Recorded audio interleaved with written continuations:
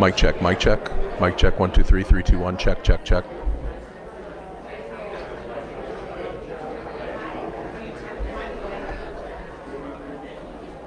Mic check. Mic check, 1, 2, 3, check, check, check. 1, 2, 3, 4, 5, 5, 4, 3, 2, 1, check, check, check. Mic check. Mic check, 1, 2, 3. Mic, 1, 2, 3, 4, 5, 5, 4, 3, 2, 1. Mic, mic, mic. Check. Check 1, 2, ABC. Check 1, 2, check, check, check, check, check. Mic check. 3, 2, 1, 1, 2, 3.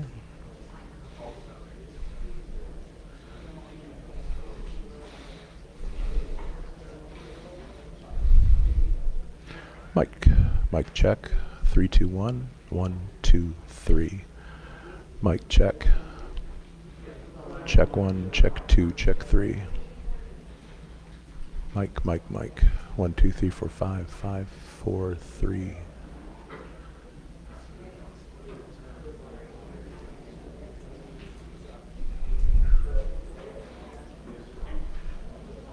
How about now? How about now? 1, 2, 3, 3, 2, 1.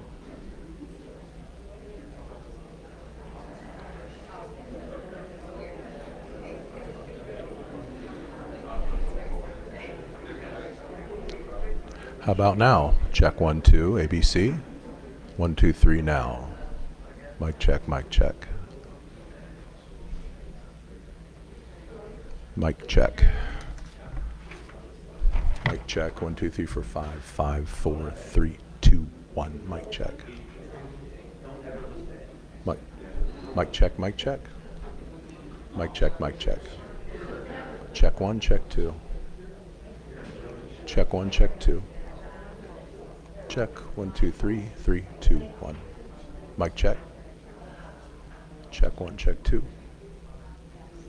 Check, check. Level, level, level. Mic check. Mic. Mic 1, 2, 3, 2, 1. Check 1, check 2. Check 1, check 2.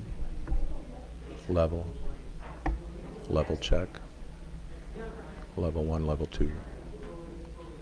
Level. Mic level. Level 1, level 2. Mic check.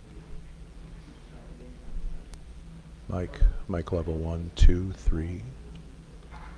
Check 1, check 2. Check 1, check 2. Level check. Mic check. 1, 2, 3, 3, 2, 1. Level, level.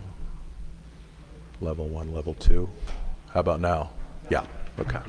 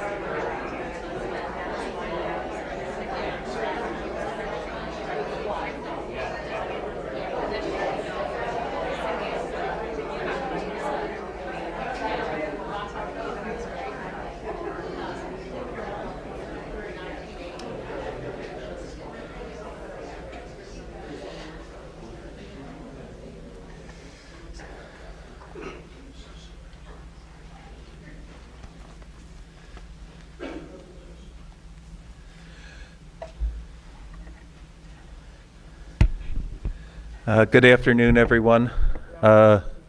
It's my pleasure to welcome you all here, especially our Attorney General, David Yost, Executive Chris Ronayne, and very much so welcome to the family of Danny Mitchell. Today's kind of a solemn day. I think it's an important day, though, and I have a little bit of background before I turn the podium over. The Mitchell family are here because Danny Mitchell went missing in April of 1980, and he was a 20-year-old young fella at that time. We never give up on trying to find folks. He was missing for all this time, and we're glad to report in some way that we had remains that went unidentified for a long period of time. But through a major team effort, we can confirm now that those remains do in fact belong to Danny Mitchell. We gratefully acknowledge the support of Cuyahoga County and the state of Ohio and hope that that brings some comfort to the family of Danny, though I think it's a terrible loss any way we look at it, to find out that it is the ending any of us hoped for. So our condolences to you and our heartfelt sympathy. With that, I was going to turn things over to our county executive, Chris Ronayne. Thank you, Dr. Gilson. I'm Chris Ronayne. I'm Cuyahoga County Executive. I want to thank Dr. Gilson. I want to thank the entire medical examiner's team. I want to thank Attorney General David Yost for being with us today. And I really mostly want to say to the family, thank you for having the courage to be here today. It is a difficult day, to say the least, but I do want to say to the investigators on the forensic side, on our medical examiner's staff, thank you for staying vigil, because I'm sure this family will speak for themselves about this, but to know, to understand, to have some sense of understanding of where this has gone and now have some closure and peace. The medical examiner's team, through their tireless forensics, has led us to this day. Just want to say I did not have the pleasure to know Danny Lee Mitchell, but to the family, again, our thoughts, condolences, and also our appreciation for you and for the medical examiner's team that you're all here. Investigators, you don't do this for any other reason than the appreciation of the work you do, and you don't do it for the accolades, but today we should thank you for staying vigil and tirelessly moving through this case to get to where we are.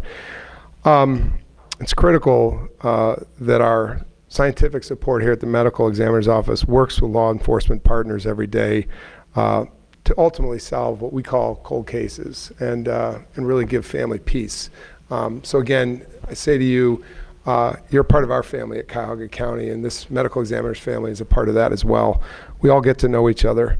I want to say a special thanks to the Regional Forensic Science Laboratory, Dr. Carr and Christina Lakova, and the entire investigative department here at the CCMEO.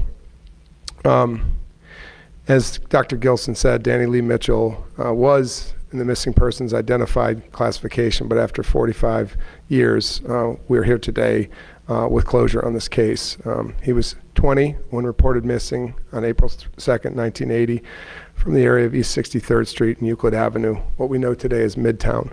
His unidentified remains were located nearby back when, on May 17th, 1980. And it wasn't until 2017, a long time, 37 years, when Danny's family saw a press conference held by Twinsburg PD regarding what they called the John Doe missing person case that started bringing everybody together. The DNA of the unidentified remains was submitted to a national database in 2000. Family references were also submitted, and in February of 2025, the DNA profile developed from literally rootless hairs to help lead us to the conclusion of this case and identify Danny Lee Mitchell. So I think it's already a moment of silence, but I would call for it officially for a moment of silence for Danny Lee Mitchell and for the family of Danny Lee Mitchell. If we could just bow our heads and take a moment of silence.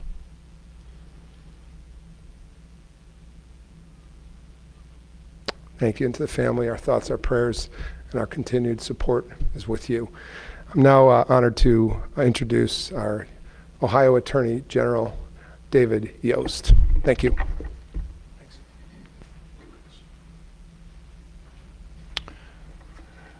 Thank you, Dr. Gilson, for hosting us here today.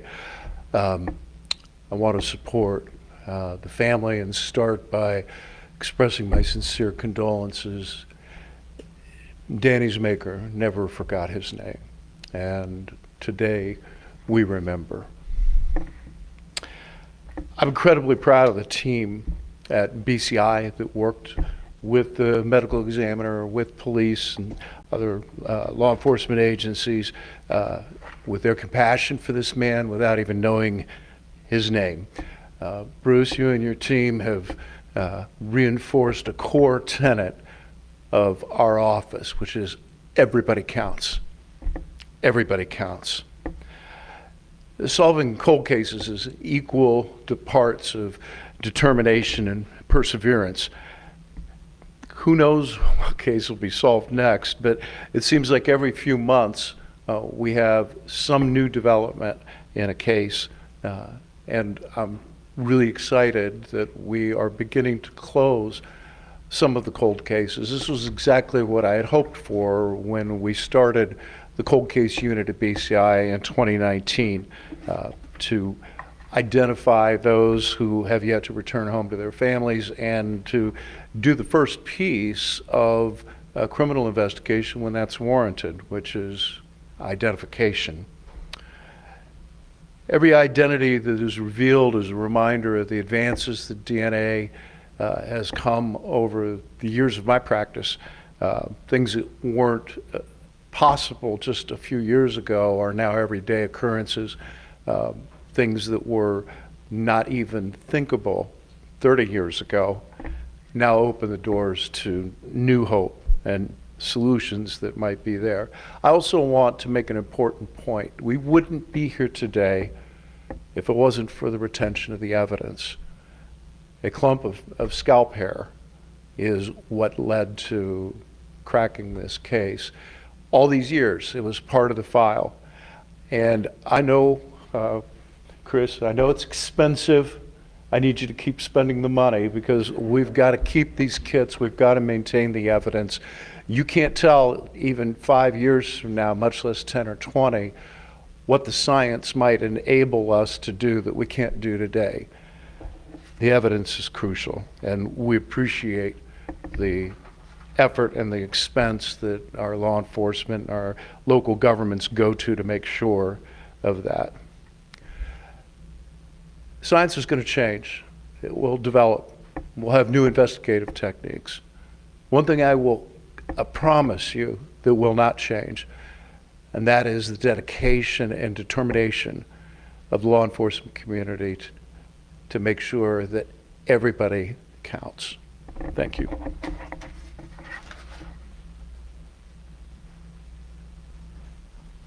I just wanted to follow up, especially thanks. I wanted to make sure that we acknowledged that our county certainly had a lot of support from our state laboratory, the Bureau of Criminal Identification and Investigation. And it really did take a big village to kind of get to the conclusion that we're at today.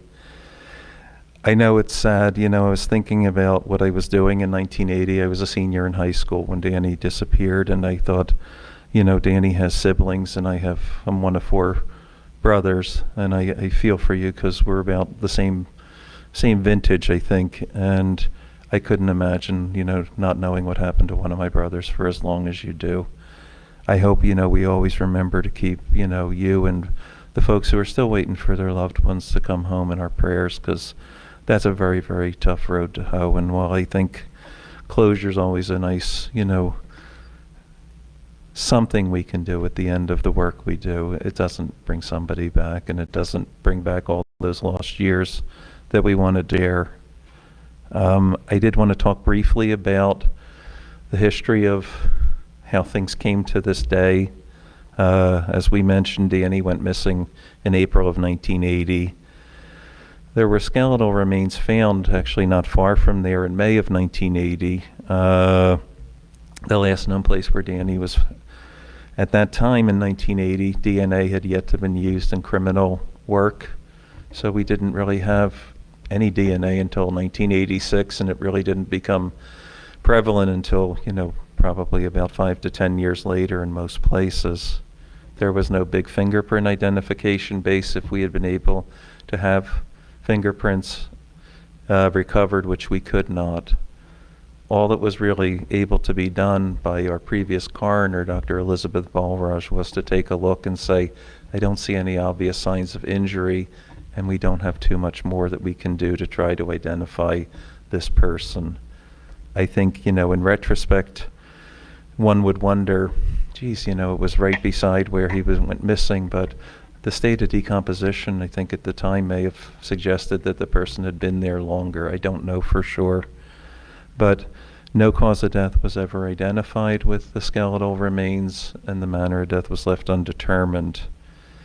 I can't say enough about how, the BCI team, with the reconstruction that they did on another skeleton, really, I think, drove things forward and got the Mitchell family, on the radar, that we started to kind of renew the investigation for Danny. And when that skeleton actually turned out to be someone different, we already had your DNA, and we had a chance to find somebody, who matched that DNA in the form of this other individual who also had no name. And when that happened, we were able to start to use technology that back in the 1980s, when people did DNA, they couldn't do anything with hair that didn't have roots to it. But the technology keeps getting better over time. So it finally got to that point where everything could come together and get us to this point where we know what happened, at least where Danny Mitchell is, if not necessarily what happened. And I hope that that gives you some peace. And I would say, you know, the last thing I would say before I turn over to Jennifer Lester, who's the criminal intelligence analyst at the Bureau of Criminal Investigation, is we will never give up on trying to find names for people who were lost. I think one of the hardest things that you ever find at the end of an investigation, from my perspective, is I really don't know who this person is. And another hard one, which I think we'll still try to work on maybe with renewed investigation, is I don't know especially what happened to this person either. Knowing who we're dealing with certainly puts a new spin on things, but I think we'll never give up on those things. And I think that, as the Attorney General said, I don't know what'll be coming, you know, the end of, you know, my career and into the next, but I think that the idea of bringing somebody home to their family never becomes something we'll stop trying to do. Jennifer, I hand the mic over to you, and thank you again, Executive and Attorney General, for supporting the laboratories that make this possible.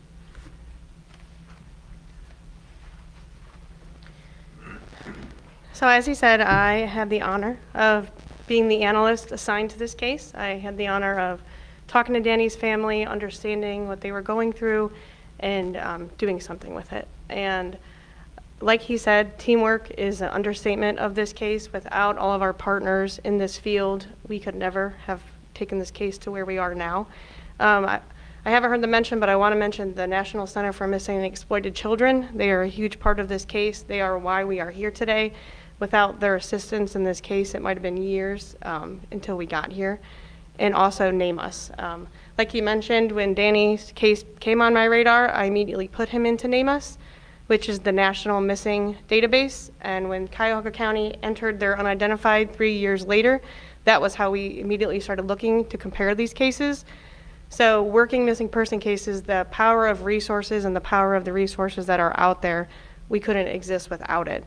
So all those things together is what played a part in this case. Obviously, technology I will be forever grateful for. Like they all said, DNA is constantly changing, better quality technology is out there, and I'm extremely grateful for that. In the same token, just like Danny's family called us, this is my plea for any family in Ohio, any state, to please call us if you haven't seen your loved one in years. It doesn't matter if it's 40, 30, last week. We have a toll-free number at BCI that families can call and report their loved one. Danny's case is now getting to closure. We have many more, even in Cuyahoga County, that we also need to do the same thing for. So I would love for any families to call us. Don't think that, you know, you already called the local agency and maybe you didn't feel like you were getting anywhere. Please call us, because like this case shows, the example of all of us working together for these cases is how we're going to get them to where they are. Also, we have a Missing Persons Day scheduled for May 17th. It's down in the Dayton area at Wright State University. If the families don't want to call law enforcement, they are welcome to come to that event. We will swab them for DNA. That DNA will get entered into CODIS, and we will also offer additional resources to the families at that time. Thank you.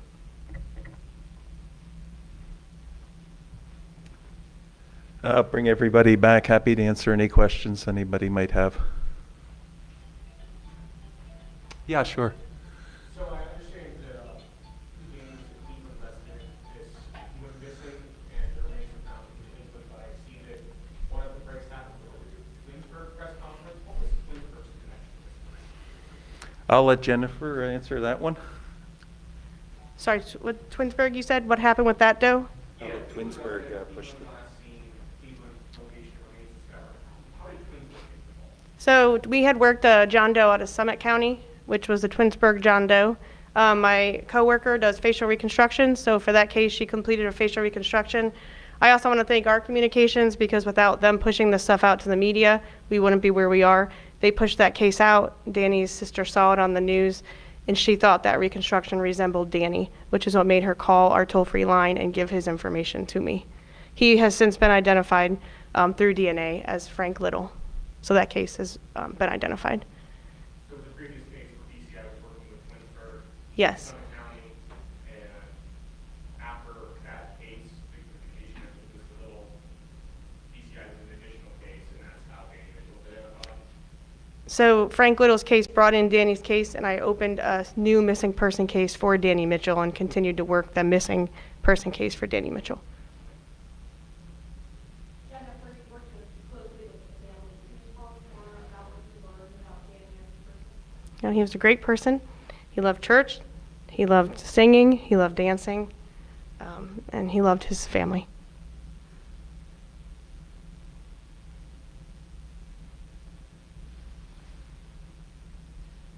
Was there any evidence found that could help you, help anyone solve this case if it does become a police matter down the line? Any evidence at the scene that you could elaborate on? I did have the opportunity to review his autopsy report and his police report. Right now, I would say no, but I think, it's one of those things that knowing who somebody is can really jumpstart an investigation. So I think that this is worth going back and taking another look at. But right now, there wasn't any obvious foul play that was described in the autopsy report.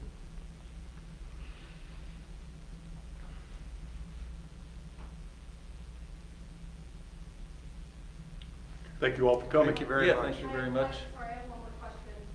In Cuyahoga County, there are 56 cases listed right now in Davis of unidentified John and Jane Doe. What else is the county doing to clear the backlog and push these cases forward?